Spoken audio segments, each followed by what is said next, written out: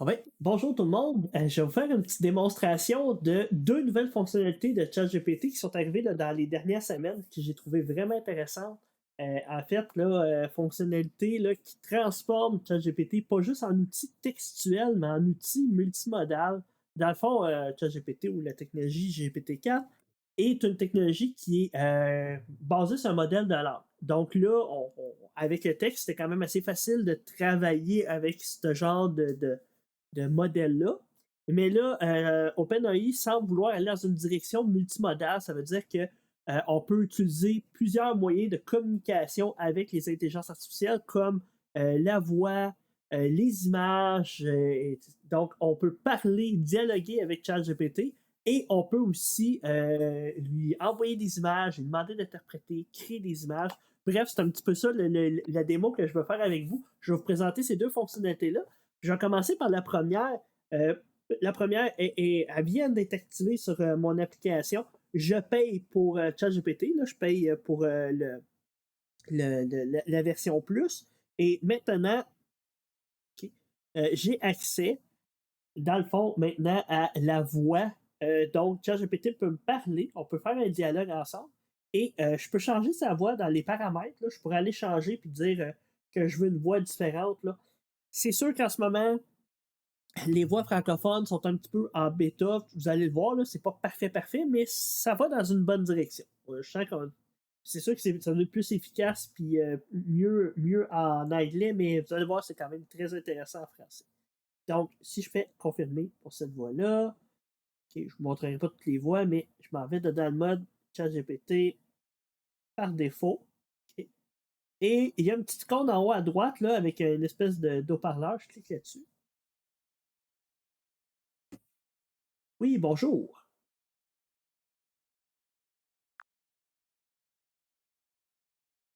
Comment ça va aujourd'hui? Ça va très bien. Je vais bien, merci. Et toi, comment vas-tu? Quoi de neuf? Je viens de finir ma journée de travail et je prends ça relax en testant les nouvelles fonctionnalités de ChatGPT.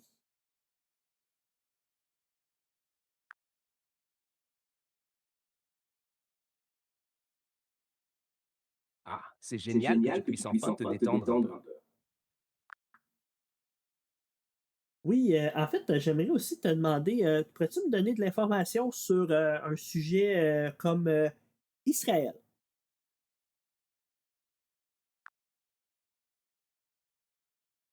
Bien sûr, je serais ravi de t'aider.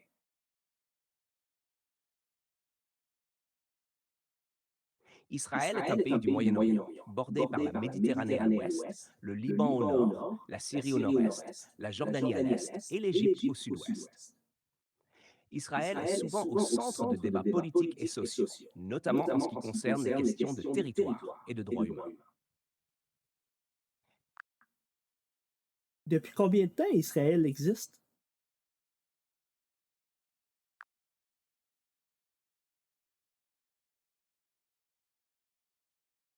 Israël a été créé en 1948, suite à une résolution de l'ONU qui visait à établir un État juif et un État arabe en Palestine. La déclaration d'indépendance d'Israël a conduit à la première guerre israélo-arabe qui s'est terminée en 1949. Donc, si on compte à partir de sa création moderne, Israël existe depuis environ 75 ans. Excellent, merci de l'information. C'est un pays relativement jeune, mais avec une histoire très complexe. Tu veux en savoir plus sur un autre aspect d'Israël? Non, c'est tout ce que je voulais savoir. Bien sûr. L'histoire d'Israël est vraiment complexe et s'étend bien au-delà de sa création moderne. Dans le contexte. Là, vous voyez que euh, en ce moment, on dit qu'il laisse pas beaucoup le temps de dire le nom, là, la réponse qu'on veut dire. C'est pas parfait, parfait par rapport à ça. OK? Sauf que ce qui est intéressant, c'est que là, vous avez vu un petit peu le dialogue que j'ai eu avec lui. je peux l'avoir, là, je peux garder l'historique là, de la conversation. Donc, je peux continuer de voir ce qui a été dit et tout et tout. Puis là, c'est beaucoup un mode. Ce mode-là est beaucoup conversationnel. C'est que vous avez vu, il pose des questions, j'y réponds. Il y a comme vraiment un dialogue qui est fait entre nous deux. Fait que ça reste quand même intéressant. Là. C'est le nouveau mode. C'est sûr que là, il est comme pas parfait. Vous avez vu que parfois, il me laissait pas finir mes phrases, mais ça reste ça bien intéressant. C'est sûr qu'il y a toujours le mode en bas là, dans le message. Peux-tu maintenant me parler de la Palestine? Et là, il reconnaît ma voix. Puis là, je peux y envoyer la question textuelle. Puis là, ben, il est plus en mode vocal. Puis que là, ça devient du chat GPT standard. C'est juste que j'ai quand même pu poser la question avec ma voix. Ça rend ça quand même intéressant. Là. C'est comme un peu le meilleur des deux mondes. Là. Il est parti. Bon. Je me pose, est-ce que tu aimerais en savoir plus sur un aspect particulier de la Palestine? Non, là, je ne continuerai pas là-dessus pour le détail, mais voyez un petit peu le genre d'interactivité qu'on peut faire avec la voix et avec. Bon, c'est encore une fois, c'est plus intéressant pour la reconnaissance vocale que Siri, mais c'est encore en version bêta, puis c'est encore c'est dans les premières versions, mais ça rend ça vraiment intéressant. Maintenant, comme deuxième démo, je vais vous présenter, là, je vais plus utiliser mon téléphone, je vais utiliser ChatGPT directement. On va revenir complètement en haut, là. Je vais vous montrer ça, OK? Il y a une nouvelle fonctionnalité dans ChatGPT 4, encore une fois, c'est la possibilité d'envoyer des images. OK? C'est que là, il y a une petite icône en bas, attacher une image, c'est possible d'aller chercher une image sur son ordinateur puis de l'envoyer. Bon. C'est que ça, ce qui rend ça vraiment intéressant, c'est qu'il fait de la reconnaissance d'images. Fait que là, je vais vous faire 2-3 démonstrations, mais même plus que 2-3, vous allez voir. J'ai envoyé une photo de moi, j'avais fait un petit montage avec mon chien. Là, peux-tu m'identifier le chien en arrière? Là, il n'a pas été capable. OK? Sorry, I cannot help with that. Il répond en anglais parce que ça, c'est un mécanisme de protection de ChatGPT. Il n'est pas capable d'identifier parce que j'ai demandé d'identifier le chien, il ne connaît pas. C'est qu'il n'a pas été capable de l'identifier. Puis on ne peut pas, avec ChatGPT, identifier des personnes ou des chiens ou des trucs avec un nom. Okay. J'aurais dû reformuler ma question pour dire peux-tu m'identifier la race du chien en arrière? Là, il m'aurait répondu. J'ai dit ben, peux-tu me décrire cette image? Il m'a dit bien sûr, Jimmy, sur l'image que vous avez fournie, on voit un homme avec des lunettes et une barbe. Il semble sourire ou rire tout en regardant la caméra. Derrière lui, il y a un chien qui semble être un berger australien tricolore. Le chien regarde également en direction de la caméra. L'arrière-plan est composé d'un modèle rétro avec des teintes de néon évoquant le style des années 80. Il y a une illustration d'un soleil couchant avec des rayures multicolores s'étendant vers le bas et le sol en maillage qui rappelle un paysage numérique. Hein? C'est pas mal ça. Il m'a quand même bien décrit l'image, il l'a bien compris. Là, j'ai envoyé un personnage que j'aime beaucoup, hein, Gizmo. Et de quelle race vient ce personnage? Ce personnage est un Mogwai. Il est spécifiquement Gizmo, le Mogwai principal du film Gremlins. Les Mogwai sont des créatures douces et mignonnes, mais si elles sont exposées à l'eau ou nourries après minuit, elles peuvent se transformer en Gremlins, des créatures malveillantes. Maintenant, là, j'ai envoyé une photo de moi. À quel âge est cette personne selon toi? Là, il n'a pas été capable. Pourrais-tu me dire ce que cette personne a dans les cheveux? Là, par contre, il était capable. Sur l'image que vous avez fournie, l'homme semble avoir des lunettes de soleil posées sur sa tête, reposant dans ses cheveux. C'est que ça, il a été capable d'identifier, mais il n'a pas voulu identifier mon âge pour des raisons de sécurité, des raisons de confidentialité. C'est que j'avais envoyé cette photo-là, puis il n'a pas déterminé mon âge. Bon. Pourrais-tu estimer l'âge de cette personne? Sorry. Fait que là, j'ai fait un petit peu de recherche, puis je me suis vraiment rendu compte que non, il ne déterminerait pas mon âge. Après ça, j'ai fait un petit peu de test avec une image. C'est une vieille image, OK? L'image de la porte du Nord. Puis là, j'ai dit, peux-tu essayer de deviner c'est à quel endroit? Fait que là, il a dit, l'image montre une route enneigée avec des panneaux indiquant McDonald's, Esso, ainsi que panneau la porte du Nord. Avec un prix de 69,30, probablement le prix de l'essence. C'est pas pire, il a gassé pas pire. La présence de la neige, des montagnes à l'arrière-plan et du texte en français suggère que c'est probablement au Québec. De plus, il est indiqué La Presse en bas à droite, ce qui est le nom d'un journal québécois. Je ne peux pas déterminer le lieu exact, mais cela pourrait être une route ou une autoroute au Québec. Peut-être dans une région montagneuse ou près d'une zone de ski. Ah! Que là, ça, des fois, c'est la question qui peut être intéressante à poser à ChatGPT, c'est là, tu sais pas, mais regarde, essaye de l'estimer, OK? Si tu avais à deviner les 3 plus probables, tu dirais, d'accord, en me basant sur les indices fournis dans l'image, région des Laurentides ou près du Mont-Tremblant, car la porte du Nord pourrait faire référence à l'entrée de cette région touristique populaire. Et c'est effectivement la bonne réponse. Après ça, il s'asseyait avec Charlevoix puis l'Estrie, là.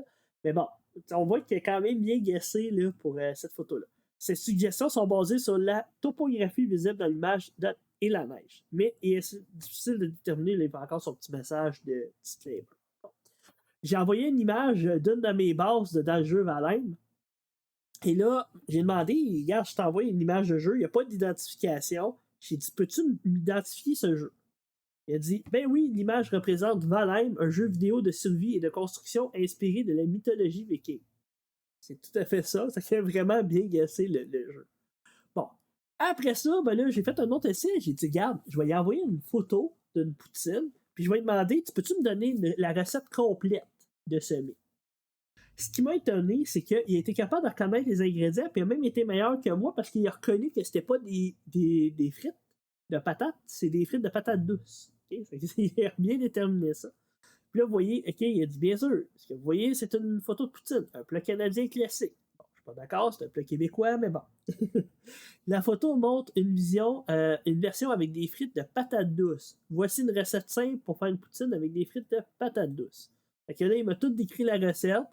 Là, après ça, pour la sauce, il m'a décrit comment faire la sauce, les instructions pour faire la poutine. Déguster pendant que c'est encore chaud, cette recette est une belle variante de la poutine traditionnelle. Il a comme compris que c'était une variante, avec une touche sucrée de patates douces. Bon appétit. Vraiment, c'est tout assez impressionnant, là, juste celle-là. Bon. Après ça, ça c'était comme une petite planif là, d'une de mes formations là, de cours de soir. Je l'ai pris en note. Là. Vous voyez, mon écriture est vraiment pas terrible. J'ai une écriture de médecin. Là. Vraiment pas clair. J'écris ça. Là. Bon. C'est une feuille de papier. Je dis, peux-tu me réécrire ce que tu vois dans cette image? Okay? Il m'a réécrit les notes telles quelles de ce qu'il y avait sur ma page. C'est pas mal ça. Hein. Il y a des petites choses là, extra. Ah, il a comme compris. Il y a des petites affaires que peut-être qu'il n'a pas mis. Mais là, vous voyez que quand même bien repris. Là, t'sais. Savoir que c'est pour être retranscrit, peut-être que j'aurais mieux travaillé mon texte, là, mais vous voyez là, qu'il a vraiment bien fait la job. Il a bien repris là, pas mal tout ce que j'avais écrit. Bon. Donc ça, c'est une sorte de planning ou de chronologie. Est-ce que vous cherchiez? Oui. Bon, parfait. Si vous avez d'autres questions ou besoins, n'hésitez pas à vous en faire part. Je suis là pour vous aider. Bon. Là, j'ai fait un autre essai. J'ai dit, OK, il est capable de reconnaître pas mal les objets sur une image. J'ai envoyé une bibliothèque remplie de jeux de société d'un de mes amis. Puis j'ai dit, tu peux-tu me faire la liste, l'inventaire de tous les jeux de société que cette personne-là a? Il l'a fait. Donc, bien sûr, voici la liste de jeux que je peux identifier. C'est que, écoute, j'ai pas tout bien analysé les jeux. Je pense que certains, ceux-là, je pense qu'ils sont pas bons. Mais les autres, là, de lutte, là, mais les autres, là, c'est pas mal tous les jeux qu'il y a dans la bibliothèque. Là. Je pense qu'il en manque vraiment pas beaucoup. T'sais, en tout cas, ça fait une bonne liste préliminaire. Après ça, il y a peut-être un petit ménage à faire dedans les jeux de trop, là, mais écoutez, là, ça fait vraiment une très bonne liste. Fait que certains noms de jeux sont coupés ou partiellement visibles, donc cette liste peut ne pas être exhaustive. Bien sûr, il y a son petit message. Si j'avais à refaire l'image, fort probablement que je la cadrerais plus droite, puis je m'assurerais que tous les jeux sont présents dans l'image. Là, c'était juste pour faire un test. Après ça, là, je me suis dit, hey, j'avais fait un débat dans un de mes cours. J'avais écrit des trucs sur la sécurité, la cybersécurité, puis la confidentialité. Puis on avait comme une espèce de débat à faire sur les deux sujets. Puis là, je demandais pour que les étudiants comprennent vraiment c'est quoi la différence entre la sécurité et la confidentialité. Puis j'ai écrit sur un tableau ce qu'il me disait. Okay? Fait que bien sûr, je n'ai pas pris le temps de bien écrire, puis mon écriture sur un tableau est assez atroce, presque autant que sur une feuille de papier. Donc, vous voyez un petit peu, j'ai pris en photo, puis j'ai dit aux étudiants, ça va être mon note de cours. Vous pouvez aussi les prendre en note, mais tu sais, ça, c'est ce que vous allez avoir écrit. T'sais. Et là, après ça, ben, j'ai demandé, tu peux-tu me faire un tableau de ce qui est écrit? Puis il m'a reproduit le tableau avec ce qui était écrit. Là, il y a des petites affaires des fois qui manquent, OK? Il y a des petits détails qui manquent dans l'image, mais on va vous dire, il ne manque pas grand-chose. Puis peut-être que c'est juste dans le format du tableau, là, j'aurais pu peut-être le formater là, avec des colonnes, puis peut-être en sachant que j'allais le récupérer pour ChatGPT, j'aurais peut-être pu faire un petit peu mieux ça. Mais vous voyez qu'il a quand même assez compris. assez compris ce qui est écrit sur le tableau. C'est vraiment assez surprenant. Là. Bon. Après ça, ben, j'ai fait un petit test avec des trucs dans un frigo. OK? Et là, j'ai demandé, peux-tu me faire l'inventaire de ce frigidaire? De ce réfrigérateur, là, mais bon. Vous comprenez un peu l'idée. Fait que là, il a été capable de faire l'inventaire du frigidaire.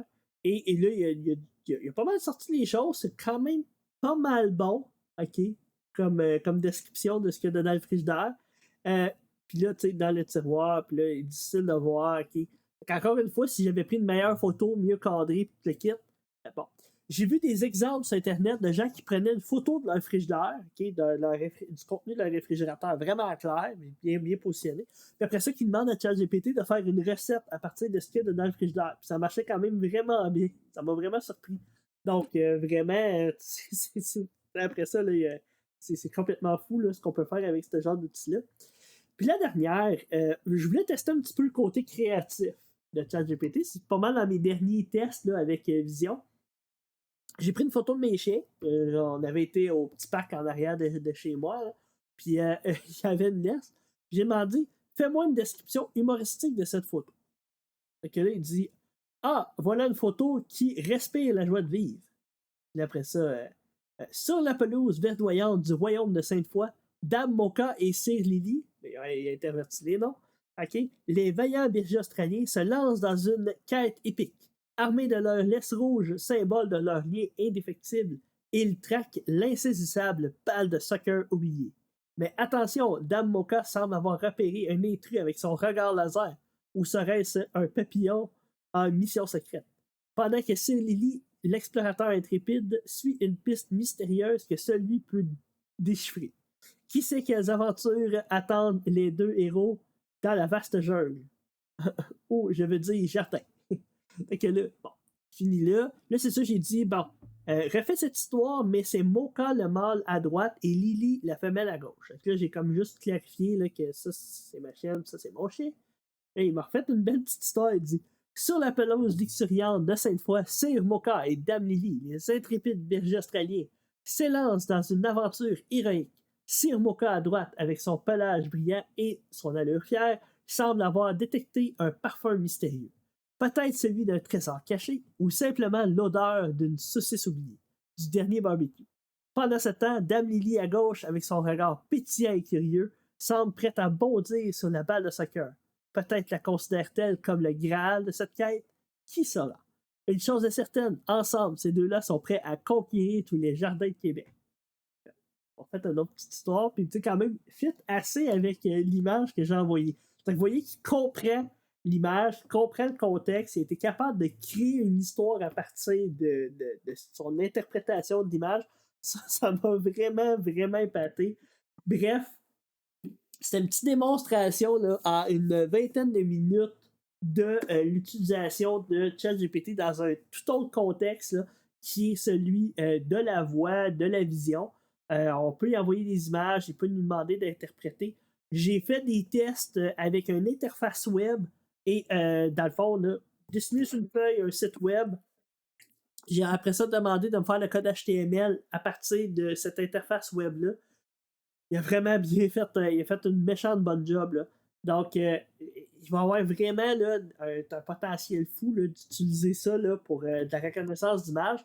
On peut s'en servir là, pour autant pour nos besoins de pédagogiques, là, pour ceux qui sont profs, que pour nos besoins personnels de création, puis de faire des trucs un peu plus flyés comme je viens de faire là. Donc, vraiment, beaucoup, beaucoup de potentiel dans ce genre d'outils-là. Moi, à chaque fois que j'essaie des nouvelles fonctionnalités, là, des plugins, des fonctionnalités de ChatGPT, je suis pas mal sur le cul toutes les fois. Donc, j'espère que vous avez trouvé ça intéressant. Comme je vous disais, il faut avoir ChatGPT plus la version payante pour y avoir accès. Mais peut-être que ça va venir dans la version gratuite là, dans les mois qui suivent. Là, c'est toutes des versions bêta. J'imagine que ça va être transféré. Fait que, salut tout le monde. Ciao.